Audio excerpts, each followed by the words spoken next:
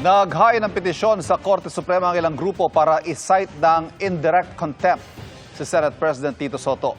Kaugnay po yan ang komento ni Soto sa pagdeklara ng Korte Suprema na unconstitutional ang Articles of Impeachment laban kay Vice President Sara Duterte. Ayon sa isa sa mga naghain ng petisyon, lampas nilang komento ni Soto sa legitimate commentary at posible umanong makasira sa kredibilidad ng Korte Suprema. Maghahain din umano sila ng ethics complaint laban kay Soto sa Senado. Sa isang pahayag, tinawag ni Soto na nuisance suit o walang saysay na kaso ang inihaing petisyon. Anya, wala itong legal o makatotohanang basihan at isa lamang publicity stunt.